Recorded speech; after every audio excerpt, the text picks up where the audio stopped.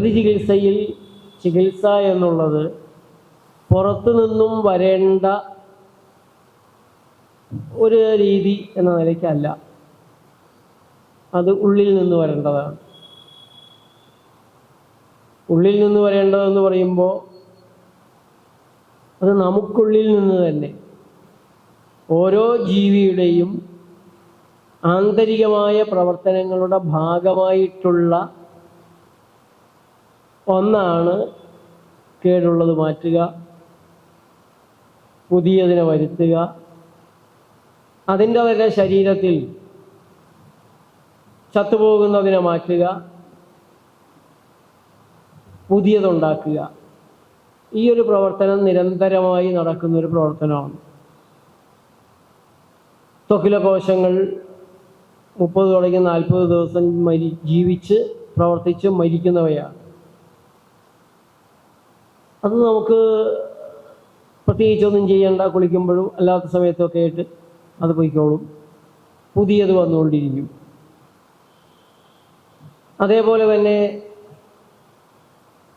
ആന്തരാവയവങ്ങളാണെങ്കിൽ കരളിലും കുടലിലും ആമാശയത്തിലും വൃക്കയിലും രക്തത്തിലുമെല്ലാം നിലവിലുള്ള കോശങ്ങൾ അതിൻ്റെ കാലാവധി കഴിയുമ്പോൾ മരിക്കും, പുതിയത് ഉണ്ടാകും. ഈ മരിക്കുന്ന കോശങ്ങളുടെ ഡെബ്രീസ്, ശവശരീരങ്ങൾ നീക്കം ചെയ്യേണ്ടതുണ്ട്, കളയേണ്ടതുണ്ട്. അപ്പോൾ അത് കളയാനായിട്ട് ശരീരത്തിന് വഴികളുണ്ട്. ഈ മരിക്കുന്ന കോശങ്ങളെ മുഴുവനായിട്ട് കളയുകയല്ല ശരീരം ചെയ്യുന്നത്. അതിലുള്ള നല്ലതും ചീത്തയുമെല്ലാം തിരിച്ചു വാങ്ങി പ്രതിരോധ കോശങ്ങളിലേക്ക് മാറ്റി പോഷകങ്ങൾ ആവശ്യമുള്ളിടത്തേക്കൊക്കെ എടുത്ത് അങ്ങനെ വളരെ വിവേകമുള്ള അവിശ്വസനീയമായ ഒരു പ്രവർത്തനമാണ് നമ്മുടെ ഉള്ളിൽ നിരന്തരമായി നടക്കുന്നത്.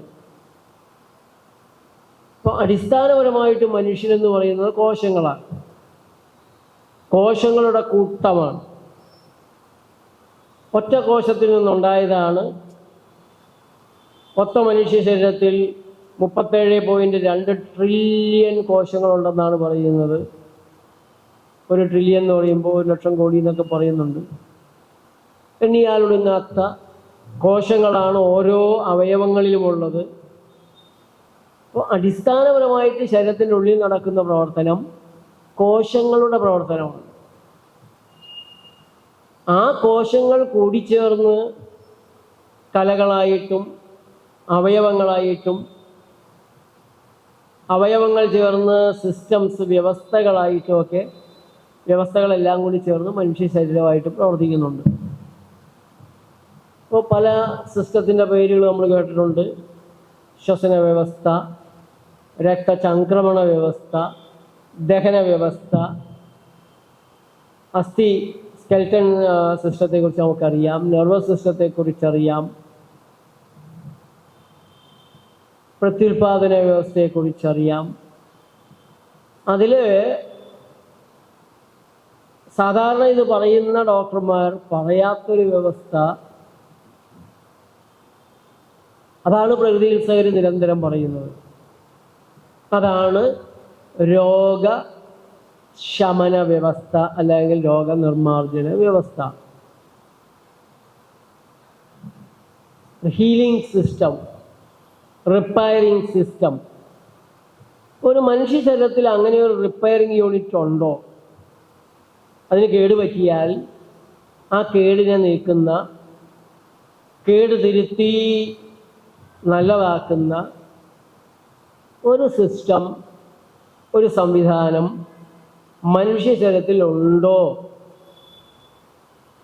ഇല്ല എന്നാണ് മറ്റ് ചികിത്സകരെല്ലാവരും പറയുന്നത്.